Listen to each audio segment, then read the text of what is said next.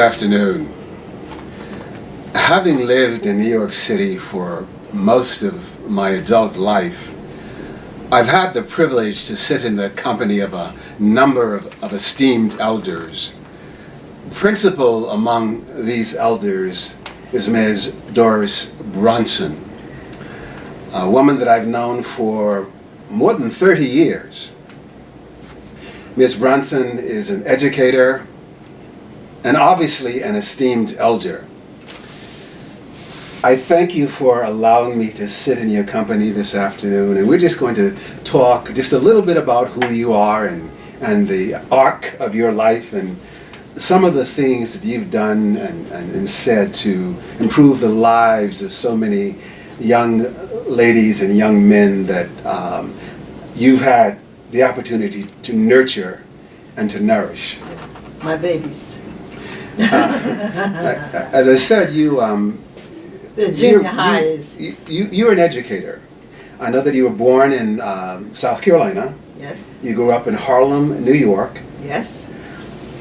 I'd like to begin this conversation with you with a question that has always been dear to my heart. As I said, you and I had known each other for almost 30 years, and Yeah. I've seen how you've changed the lives of young people. I wondered, what is it about your life, or how did you come to be the kind of person that you are? What made you decide that you wanted to make a difference in the lives of the most neglected, those black and brown young men who lived in Harlem? What made you? I see that you're pointing towards your parents. Exactly. So tell us about your parents. Well, they were South Carolinians. I don't know how to say it, but South Carolinians, you're fine. yeah, all right. And they were so beautiful with each other, and they knew how to treat people. They knew how to make the family happy, and when they introduced people to their home, into the apartment, and they made people happy or comfortable. They're not, yeah, that kind of happy, but just comfortable. They made me realize how important it is to talk to people in a good way, and now how you keep them comfortable in your home or wherever they meet, wherever they would meet me, and wherever I'd meet them. And I had so much. I just admired them just so much. Well, that's a blessing. Oh. And if I hear you correctly, what you're saying is that your parents shaped you in such a way, it gave you the confidence to go about your life in a confident way. And it made you understand the importance of treating people with dignity and treating people in the way that you would like to be treated. Oh, yeah. And that makes a lot of sense to me. How did you happen to become a school teacher? Well, my mother was one. My grandmother was one. And the people in South Carolina, where I was born and everything, like that. But we I don't know what started it all off, but there's just almost every relative in South Carolina. Manning is the name of the place where I was born.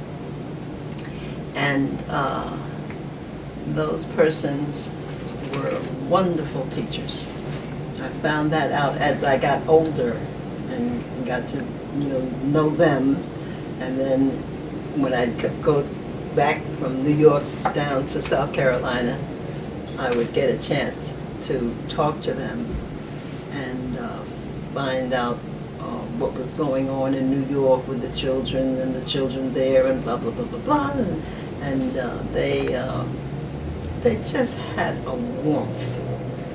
They had a way about themselves, not just talking to the children, but to grown people. And they knew how to make children feel that they believed that they were very important, and that you realize that the children should be spoken to in a way that made them feel comfortable. Do you detect a difference in the way children are reared today, or the way that children are taught today in schools, in contrast to how you taught them and they were taught when you were a younger person growing up? Do you think there's a difference? And if there is a difference, do you think it's a difference that serves to make us better people? It serves to make us a better nation. What was it like in a classroom years ago in the village of Harlem, where you grew up, or where you began your teaching career? But you see, my mother was a teacher. I think I've said it. Right. Okay. And her family in South Carolina, Manning, South Carolina, where I was born, those people in Manning cared about the young men, and they did not allow them to get out of hand.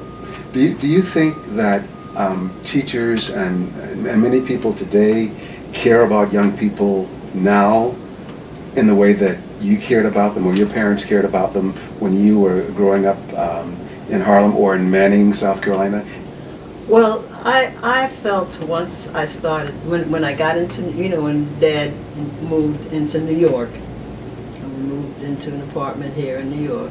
Where was that? Where in Harlem did you live? Well, we, let's see, what was the name of that plot, Was it on Morningside Avenue or in that area? Yeah, and we were comfortable, and I decided that I was going to teach, when I got a little older and everything. Okay. And I don't know, once I started teaching, I just enjoyed being with the children. There was something special about them. And when I talked to them, they realized that I meant it. They didn't think that I was putting on a little act, to try to make them think that, they were good, or that she was top and all that sort of thing. It wasn't that. They felt that the children in Wadley, where I wound up in junior high, and there was a warmth that made you enjoy being with the young students, and you wanted to continue. It wasn't a case of, I have to put up with these children because, what are you going to do? What else are you going to do here? We just had a closeness. Ms. Brunson, why do you think that is? Why do you think that there was a closeness during the years when you were teaching, and that closeness doesn't exist as much, or some would say that closeness no longer exists now in the way that it did then? Why do you think? What do you think happened? I don't know. I think it's because when youngsters went to school, they walked to school, and on they had to go from their homes, and their homes were right on a long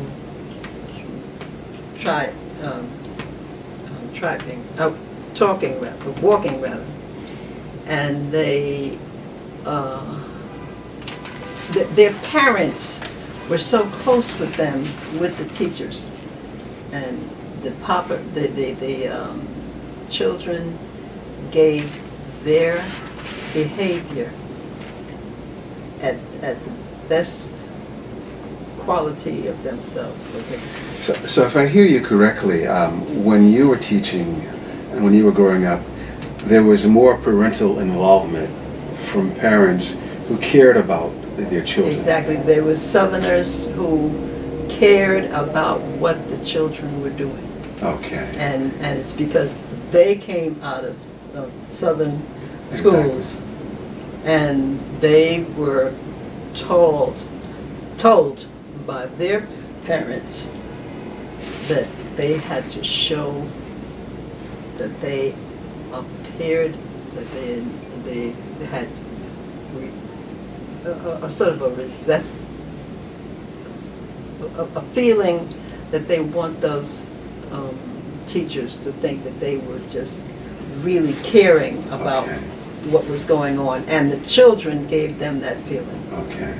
So if I hear you correctly, you're saying that parental involvement was crucial to making sure that those children succeeded, and crucial to making a vibrant educational community. Mm-hmm. And that's something that may not exist as much as it did now as opposed to years ago. Mm-hmm. So that's something that's kind of lacking, that concern that parents bring to an educational environment. Mm-hmm. I have, in talking to you, we've talked about a number of things, and one of those issues has to do with the fact that, black people in the South mm-hmm. had a very difficult time. Oh yes. Racism, even when you came to New York and you lived in Harlem and began to teach in Harlem. What was that racial climate like, and how did your parents, and how did other parents, and how did other concerned black people, how did you deal with that? Well, the way my parent was in the South when she was teaching, and my father was one of these very strong men, and he wasn't about to let anybody make him feel inferior. And that was not going to happen. So he wanted to get to New York because he felt that he would be happier there, and that his family would be safer in New York, because he would be able to handle, any kind of situation that went on in New York. And my family, my grandmother, and the men, many of them, even though they drew, they drew your feeling about them, because they could make things, and they were, my grandfather and both grandfathers, they were people who built their own homes. They were craftsmen, masons. They were masons. Right. Top notch.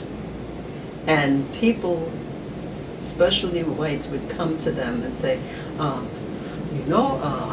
need to get such and such and such, and I need this such and such house, and blah, blah, blah, blah, blah. And I always thought that was amazing, that you could make a house. I didn't think that was possible, and that sort of thing. And my father had a temper, and he did not allow anybody to push him around. And he didn't allow any white person especially make some, and it was amazing when I'd be with my dad, and I'd be around with him, with white people who knew him, and it was amazing how they liked him, and they gave him a feeling that they appreciated him because he knew what he was doing. He learned how to take care of clothing, and that was he went into a store, and he learned how to keep clothing clean, and he used how to use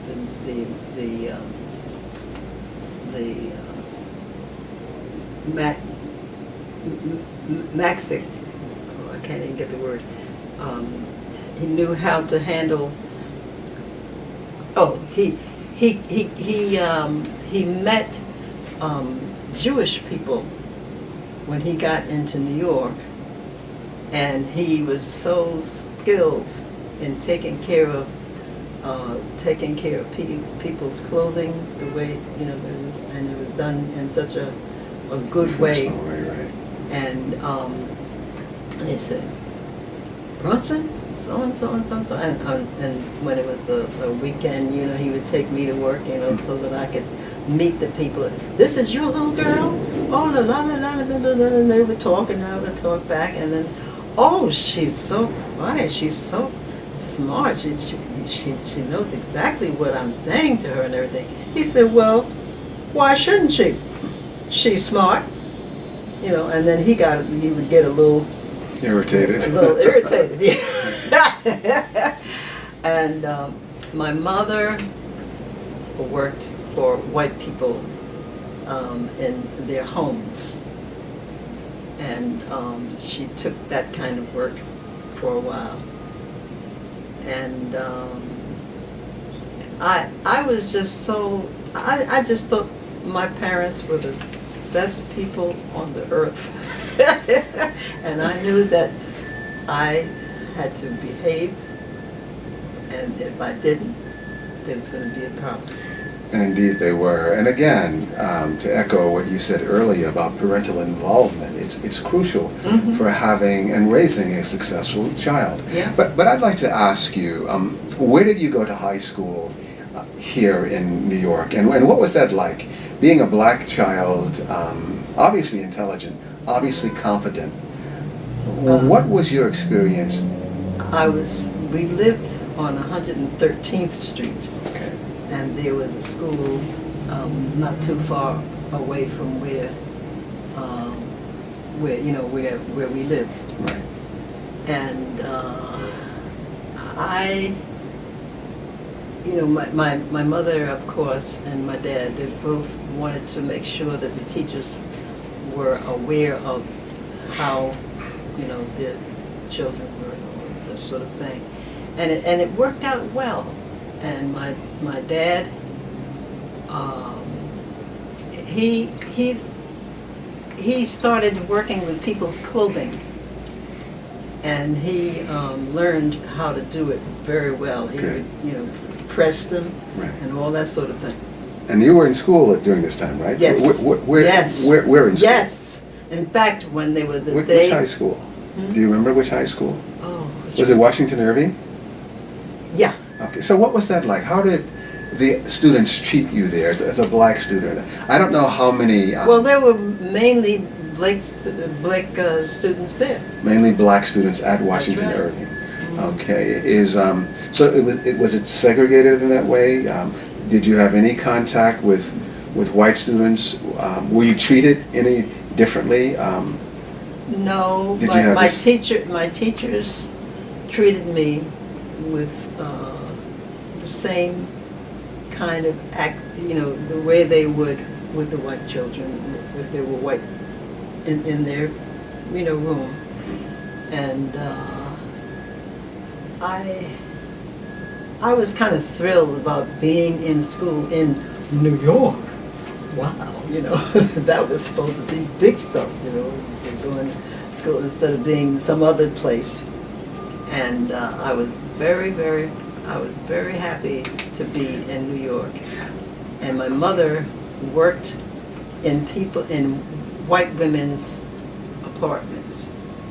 And they were the ones who would take care of their house for the or apartment. It was really more apartments than so many houses. It was apartments. Well, when I hear you talk about the fact that intelligent, strong, confident black people, in this case your mother and your father, were working in the households of white people, which was not uncommon for black people during that time.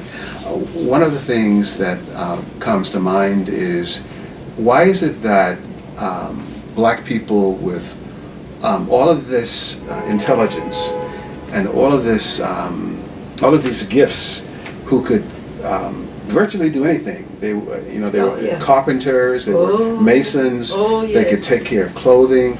They learned that down in South Carolina. But my question is, why is it that, generally speaking, that was a job that black people had, as opposed to it being something that anyone might have? Were we relegated? Were we treated a different way so that we didn't? So that they would be forced, in a sense, exactly, to get into these situations. Exactly.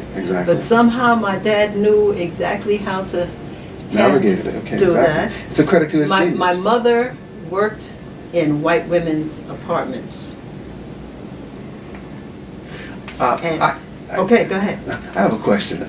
I remember you telling me once, when you graduated from college, and you were elated and so proud of yourself, and your parents were proud of you, and you went into this agency, and I don't remember what agency it was, but you went into this agency and you applied for a job because you were qualified, you had done well.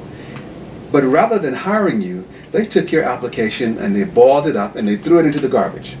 And I remember you saying, now, if they're doing that to me with all of my intelligence and all of my achievements, with my college degree, if they're doing that to me, what are they doing to people who don't have those kinds of qualifications? Chances. Do you think they were doing that to you because you were a black person? Do you think that was a part of it? I think it was. Okay. And that's precisely my point, which is one of the reasons why we have to pay homage to individuals such as yourself. Because in all that adversity, all of that discrimination, all of that racism, you still persevered and you were able to achieve. But just to move the story forward, it's my understanding that once that happened to you, you then started teaching. And what was that like? Well, I went, you see, my grandmother was a teacher. My mother was a teacher. And the women who were, in the other parts of, we lived on the hill. We called it the hill.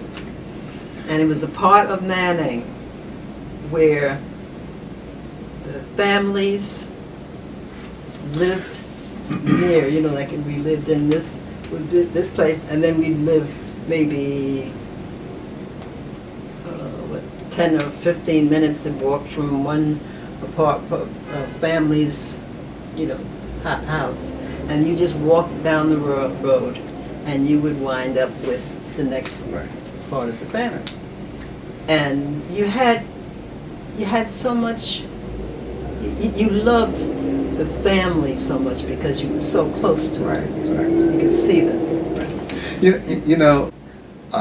I'm also reminded of those occasions when you told me that, in fact, I remember one instance, you told me about a young man who was misbehaving in your class. Yes.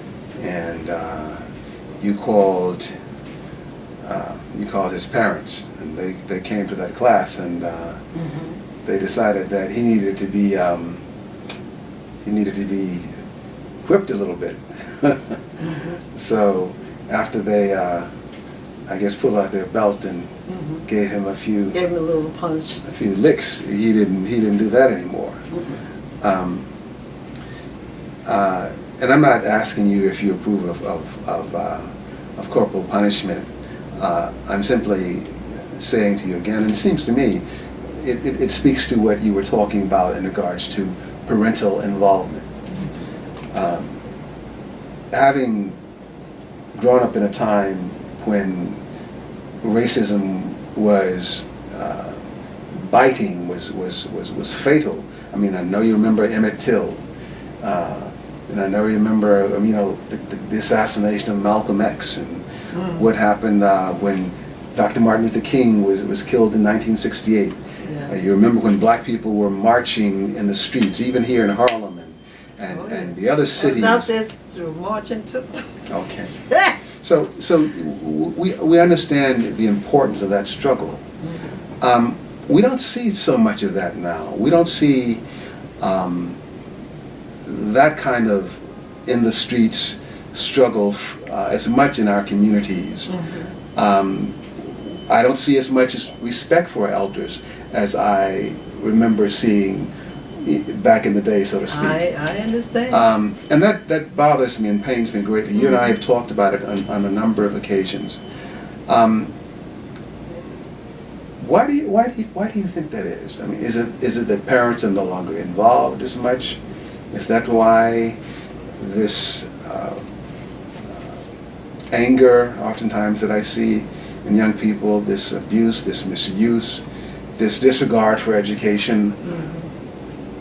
Is that partial? It's a little less caring about it, which bothers me very much.